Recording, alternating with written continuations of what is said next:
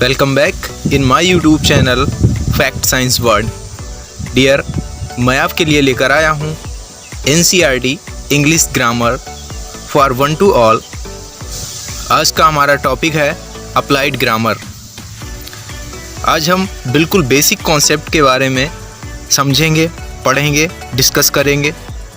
Dear students, हम bottom to top move करेंगे, basic से चलेंगे और डिफ़िकल्ट लेवल तक आपको मैं ले जाऊंगा और हर एक कॉन्सेप्ट को बड़े ही डीपली और सुंदर ढंग से सीखेंगे। अगर आप हमारे चैनल पर पहली बार विजिट कर रहे हैं तो हमारे चैनल को सब्सक्राइब कर लीजिए और उसके बेल आइकॉन को भी दबा दीजिए ताकि आपको सारे नोटिफिकेशन मिलते रहें, हमारी लेटेस्ट वीडियोस आपको मिलती रहें। तो चलिए वीडियो स्टार्ट करते हैं। देखिए, हम सब जानते हैं जिस तरीके से हिंदी एक भाषा है वैसे ही इंग्लिश भी क्या है, एक भाषा है, यानी कि एक लैंग्वेज है। और भाषा की सबसे जो छोटी इकाई होती है वो होती है ध्वनि, यानी कि sound. The smallest unit of the language is sound. Sound ही भाषा की सबसे छोटी इकाई है। जब हम बोलते हैं, हिंदी भाषा में हम पढ़ते हैं का, खा, गा, आ इत्यादि, तो उसमें क्या हम पढ़ते हैं, वो सारी ध्वनियाँ हैं। ठीक इसी तरीके से same here in the English ABCD etcetera A to Z, हम जितने भी लेटर्स पढ़ते हैं वो सारी क्या हैं, साउंड्स ही तो हैं। और वो साउंड्स मिलकर के अल्फ़ाबेट्स का फॉर्मेशन करती हैं। Hence we can say the smallest spoken unit of language is sound। यानी कि भाषा की सबसे छोटी बोली जाने वाली जो इकाई है वो साउंड है। और भाषा की जो सबसे छोटी लिखने वाली लिखित इकाई क्या होती है, वो अल्फ़ाबेट्स हैं, यानी कि अक्षर हैं या वर्ण हैं। तो यहाँ से आपको दो बातें समझ में आनी चाहिए। पहली ये कि भाषा की सबसे छोटी बोली जाने वाली इकाई क्या है, तो आपका आंसर होना चाहिए साउंड, यानी कि ध्वनि। और उसी के दूसरी तरफ आपसे पूछा जाए कि लैंग्वेज की रिटिन में लिखित सबसे छोटी इकाई कौन सी है, तो आपका आंसर होना चाहिए वर्ड या अल्फ़ाबेट्स। अल्फ़ाबेट्स यानी कि ABC ये इत्यादि सारे क्या हैं, ये आपके अल्फ़ाबेट्स हैं। तो आई होप आपको यहाँ तक समझ में आ गया होगा। जो दो इम्पोर्टेंट क्वेश्चन हैं यहाँ से बनते हैं वो आप समझ चुके होंगे। और ये सारी ध्वनियाँ मिलकर के, ये साउंड्स मिलकर के लेटर्स का फॉर्मेशन करती हैं। जैसे कि मैंने प्रोनाउंसिएट किया ABC, तो ये ए क्या है, ए में जो साउंड बन रही है, ए की जो साउंड आ रही है वहाँ से एक अल्फ़ाबेट का फॉर्मेशन होता है ए का, यानी वहाँ से ए लेटर बन जाता है। और ये लेटर्स मिलकर के वर्ड्स को बनाते हैं और ये वर्ड्स मिलकर के फिर एक फ्रेज का फॉर्मेशन करते हैं। देखिए, मैंने यहाँ पे एक फ्लो चार्ट बना रखा है, आपको दिख रहा है? ओके। इसमें सबसे पहले आता है लेटर, यानी कि अक्षर। देखिए, हमारी इंग्लिश अल्फ़ाबेट जो है उसमें 26 लेटर्स हैं, 26 अक्षर हैं और A to Z तक 26 अल्फ़ाबेट्स हैं। इनको 2 पार्ट्स में डिवाइड किया गया है, यानी कि वॉवेल एंड कॉन्सोनेंट्स। हम ये सब जानते हैं। देखिए, मैं अभी बेसिक से लेके चल रहा हूँ, ये क्लास मेरी केवल ट्रायल क्लास है और हम और इन चीज़ों को डीपली भी समझेंगे। देखिए, अगर हमारा अभी बेस क्लियर नहीं होगा तो फिर आगे प्रॉब्लम होगी ना। तो इसलिए हमको अपना पहले बेसिक जो फंडामेंटल कॉन्सेप्ट है उनको क्लियर करना तो आना चाहिए ना। वो हमारे कॉन्सेप्ट तो क्लियर होने चाहिए जो बेसिक हैं। भाई, फाउंडेशन नहीं बनेगी तो उस पर बिल्डिंग कहाँ से खड़ी होगी। तो हम सब जानते हैं कि लेटर 2 पार्ट्स में डिवाइड हो गए, वॉवेल एंड कॉन्सोनेंट्स, और इनका टोटल नंबर होता है 26। और जो वॉवेल होते हैं, चलो मैं यहाँ लिख देता हूँ, VOWEL,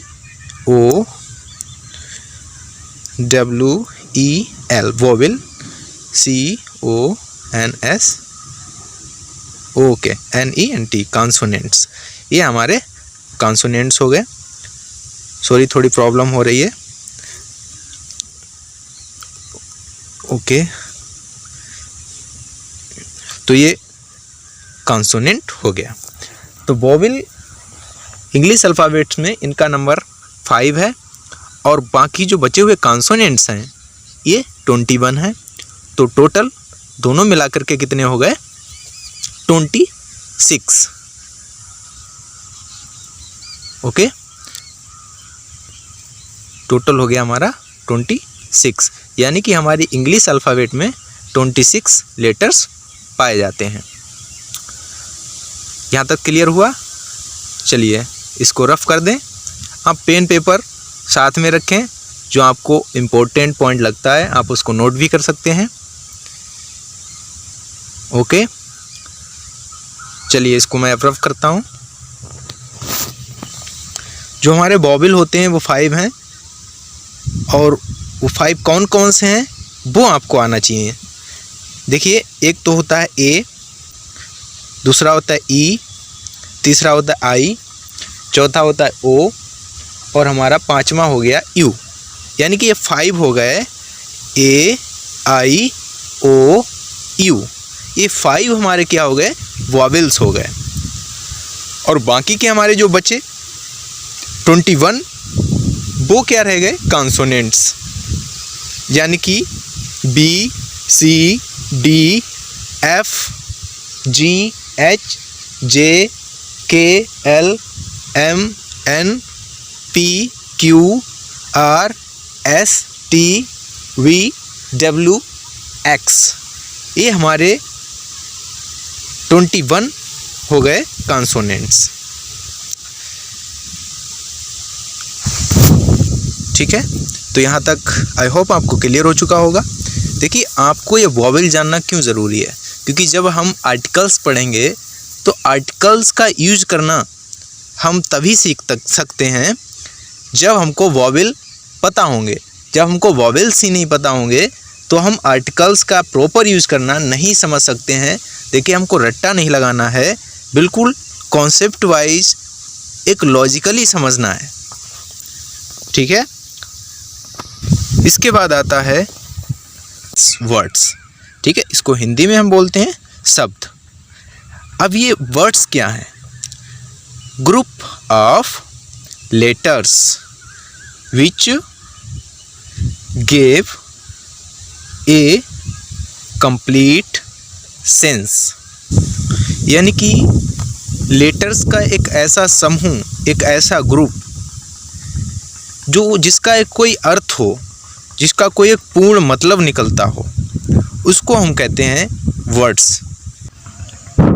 देखिए, आपको स्क्रीन पे दिख रहा है ग्रुप ऑफ लेटर्स, यानी कि अक्षरों का ऐसा सब which give a complete sense, जिसका पूर्ण, कंप्लीट मीन्स पूर्ण, सेंस मीन्स अर्थ, जिसका कोई पूर्ण अर्थ हो, जिसका कोई एक प्रॉपर मीनिंग निकलता हो, तो उसको हम कहते हैं वर्ड्स।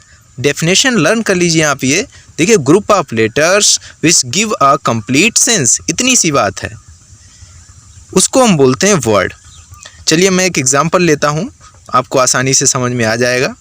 मैंने यहाँ पे लिख दिया cat, CAT, cat. Cat means बिल्ली। अब देखिए, ये क्या है? कैट। ये एक, जितने भी इसमें C है, A है, T है, ये सब क्या है? अल्फ़ाबेट्स हैं, लेटर्स हैं, और इनको मिलाने से एक शब्द बन रहा है, एक वर्ड बन रहा है, और उसका एक कंप्लीट सेंस भी निकल रहा है, एक उसका मतलब भी आ रहा है, यानी कि कैट मीन्स बिल्ली। तो यानी कि ये हमारा क्या हो गया? ये वर्ड हो गया। ठीक उसकी दूसरी तरफ क्या हमने लिखा? मैंने लिख दिया यहाँ पे TAEPR, तो इसका तो कोई मतलब ही नहीं निकला, no sense here. So we can say cat is a word and T part I write here, this is not a word। Word वह होता है जिसका कोई एक मतलब निकले। ऐसा नहीं सिर्फ हमने लेटर्स को जोड़ दिया और उसको कोई मतलब भी नहीं निकल रहा है और हम बोल दें कि भैया ये वर्ड है, तो वह वर्ड नहीं हो सकता। वर्ड तभी होगा, पहली कंडीशन उसकी ये होगी कि एक तो अल्फ़ाबेट्स का ग्रुप होना चाहिए, दूसरी कंडीशन ये होगी उन अल्फ़ाबेट्स मिल करके एक उसका सेंस निकालते हों। ठीक है, जैसे कि यहाँ पे लिख दिया डॉग, डॉग मीन्स कुत्ता, तो इसका एक सेंस है, इसका एक मतलब निकल रहा है, कंप्लीट सेंस आ रहा है इसका, तो ये एक वर्ड है, हम कह सकते हैं यह एक वर्ड है। वहीं पे अगर हम कोई और वर्ड लिख दें, जैसे कि हमने लिख दिया था RDMR या कोई और जिसका कोई सेंस ही ना निकले, तो वो क्या है, वो हम वर्ड नहीं कह सकते। तो कोई भी शब्द जब अल्फ़ाबेट्स का ग्रुप तो हो, लेकिन उसके साथ साथ उसका एक मीनिंग भी आए, जैसे हमने यहाँ पे लिख दिया ABCD, तो अभी ये एक वर्ड नहीं है, इसका कोई सेंस नहीं आ रहा है। वहीं पे अगर इसका कोई सेंस आने लग जाता है तो वह एक वर्ड बन जाता है। ठीक है, the group of letters which make a complete sense. Clear हो रहा है? वर्ड समझ में आ गया होगा। चलिए अब हम आगे चलते हैं। चलिए इसको रफ कर देते हैं हम। ओके, देखिए चीज़ों को अगर आप ध्यान से समझ रहे हैं तो कोई डिफ़िकल्ट चीज़ नहीं है। अगर आप चीज़ों को समझ नहीं रहे हो, माइंड आप अपना इधर उधर दौड़ा रहे हो, तो ये चीज़ें समझ में आने वाली नहीं है। ओके, इसके बाद आता है फ्रेज। देखिए सबसे पहले हमने लेटर पढ़ा, उससे भी पहले पढ़ा था साउंड, उसके बाद हमने पढ़ा वर्ड, अब इसके बाद आता है फ्रेजेस यानी कि वाक्यांश। देखिए हिंदी का शब्द लिखा हुआ है वाक्यांश, यानी वाक्य का अंश, अर्थ से ही पता लग रहा है। तो ये फ्रेजेस क्या होती हैं? देखिए फ्रेजेस क्या है, फ्रेजेस भी एक वर्ड्स का ग्रुप है। फ्रेजेस क्या है? एक वर्ड्स का ग्रुप है, ग्रुप ऑफ वर्ड्स। लेकिन इसमें क्या होता है, एक चीज़ नहीं होती, वो नहीं होती है नाउन। ये बात आपको ध्यान रखनी है। Group of words without verb, यानी कि फ्रेजेस की डेफिनेशन क्या निकल के आई? Phrases refers the group of words without verb and with incomplete sense. वाक्यांश क्या हैं? ऐसे शब्दों के समूह हैं जिनमें क्रिया नहीं होती है, कोई वर्ब नहीं होगी और उसका कोई एक पूर्ण मतलब भी नहीं निकल रहा होगा, उसका कोई कंप्लीट सेंस भी नहीं आ रहा होगा, तो उसको हम बोलते हैं फ्रेजेस। क्या बोलते हैं? फ्रेजेस, यानी कि वाक्यांश। तो आपको समझ में आ गया होगा कि लेटर क्या है, वर्ड क्या है और फ्रेजेस क्या है। ठीक है, चलिए इसको हमने रफ कर दिया है। इसके बाद आगे बढ़ते हैं। चलिए अपन अब चीज़ों को समराइज कर लेते हैं। देखिए सबसे पहले हमने पढ़ा था लेटर, LETTER, लेटर यानी कि अक्षर।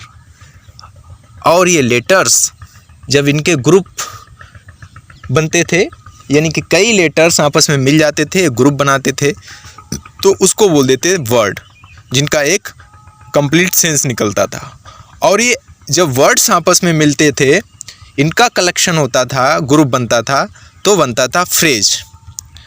फ्रेज में क्या होता था, इसमें वर्ब नहीं होती थी और इसका सेंस भी इनकम्प्लीट होता था। इसके बाद आता है क्लास और सेंटेंस, उपवाक्य और वाक्य। ये हमको अभी पढ़ना बाकी है। देखिए क्लाजेस क्या हैं, चलिए ये आपको फ्लो चार्ट समझ में आ गया होगा। बढ़ें आगे हम। अब हम पढ़ेंगे क्लास के बारे में। ओके, आप इसको चाहे तो इसका स्क्रीनशॉट भी ले सकते हैं और चाहे तो आप इसको नोट डाउन भी कर सकते हैं। चलिए मैं इसको अब इरेज कर रहा हूँ। आई होप आप समझ चुके होंगे। सबसे पहले लेटर, उसके बाद वर्ड्स, फिर फ्रेज, कई फ्रेजेस मिलके क्लास बना दिया और क्लासेस ने मिलके सेंटेंस बना दिया। और ये सेंटेंसेस मिलकर के क्या बना देते हैं, स्टोरीज़ बनाते हैं, ड्रामा बनाते हैं और जो है बायोग्राफीज़ बनाते हैं, इस तरीके से। चलिए मैं इसको रफ कर रहा हूँ। ओके, देखिए चीज़ें क्लियर होंगी आपको जब आप थोड़ा सा अटेंटिवली सुनेंगे, माइंड को कंसंट्रेट करेंगे, तब आपको चीज़ें समझ में आएंगी। No problem. अगर आपको इंग्लिश नहीं आती, कोई प्रॉब्लम नहीं है, आप डरिए मत। आप एक बार दिमाग को कंसंट्रेट करके समझने की कोशिश करिए। कोई भी काम तब तक ही कठिन होता है जब तक हम उसको करने की कोशिश नहीं करते हैं। जब हम कोई कार्य पूरा कर देते हैं तो हमारे लिए वो आसान हो जाता है। तो चलिए इसके बाद हम चलते हैं, नेक्स्ट पॉइंट है हमारा क्लाज, CLAUSE।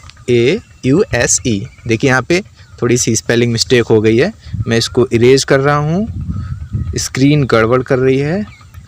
चलिए मैं फिर से लिख देता हूँ यहाँ पे। ओके, ब्रश ले लिया मैंने। CLAUSE, class. ठीक है, देखिए हमारे पास लिमिटेड रिसोर्सेस हैं, उसी में मैं सारा काम कर रहा हूँ, तो थोड़ी सी प्रॉब्लम्स आ रही हैं। इसको हिंदी में बोलते हैं उपवाक्य। ठीक है, उपवाक्य। अब इसकी डेफिनेशन क्या है, किसको क्लास हम बोलते हैं? A group of words, WORDS, words with subject and predicate. शब्दों का एक ऐसा समूह जिसमें सब्जेक्ट भी हो और प्रेडिकेट भी हो, उसको हम बोलते हैं क्लाज। अब आपके दिमाग में एक क्वेश्चन आया होगा कि सर ये प्रेडिकेट क्या होता है। चलिए मैं ब्रीफली आपको बता देता हूँ कि ये प्रेडिकेट क्या होता है। हालांकि प्रेडिकेट के बारे में हम नेक्स्ट वीडियो में डिटेल में डिस्कशन करेंगे, इसका एक पूरा लेसन है। देखिए प्रेडिकेट क्या होता है, जो सेंटेंस होता है उसमें सब्जेक्ट को छोड़कर जितना भी पोर्शन बचता है वो सारा प्रेडिकेट होता है। प्रेडिकेट में आपकी हेल्पिंग वर्ब्स और जो मेन वर्ब होती है, इसके अलावा आपके जो कॉम्प्लीमेंट होते हैं, एक्स्ट्रा वर्ड्स होते हैं, वो सारी चीज़ें इंक्लूड की जाती हैं, तो वो होता है प्रेडिकेट। जैसे कि Ram is a good boy, तो इसमें राम जो है सब्जेक्ट है और बाकी जो बचा हुआ सेंटेंस है आपका वो प्रेडिकेट है। आई होप आपको यहाँ तक क्लियर हो गया होगा। देखिए क्लास क्या है, क्लास को हिंदी में उपवाक्य बोलते हैं। एक ऐसा शब्दों का समूह है जिसमें सब्जेक्ट और वर्ब दोनों होगा।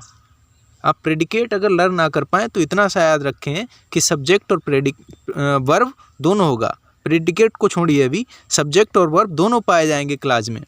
जबकि जो फ्रेज होगा उसमें सब्जेक्ट भी नहीं होगा और उसमें वर्ब भी एब्सेंट होगी।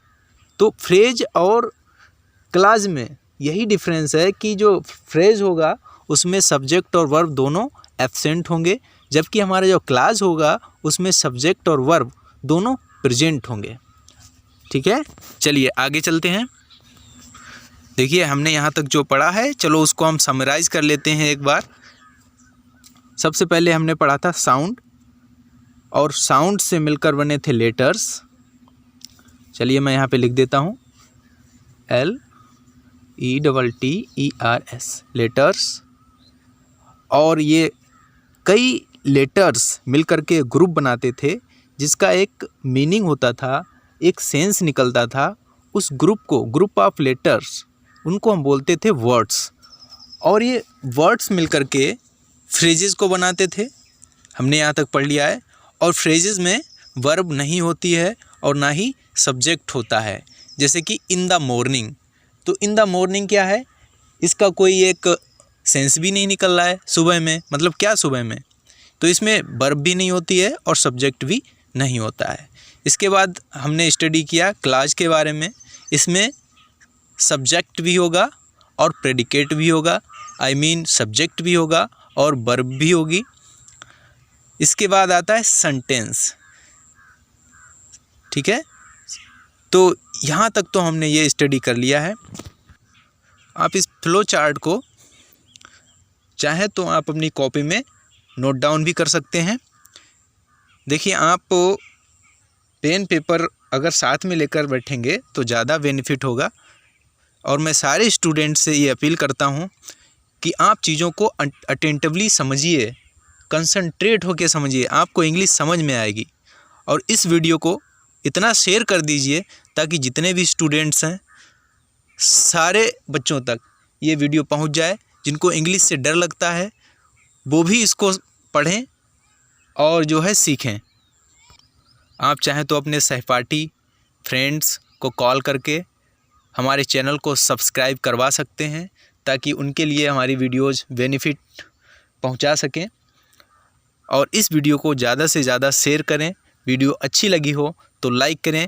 चूँकि ये सिर्फ ट्रायल वीडियो थी, अब मैं आपके लिए ग्रामर की ढेर सारी वीडियो लाने वाला हूँ और आपको बेसिक कॉन्सेप्ट से डीप स्टडी कराऊँगा और हायर लेवल तक पढ़ाऊँगा।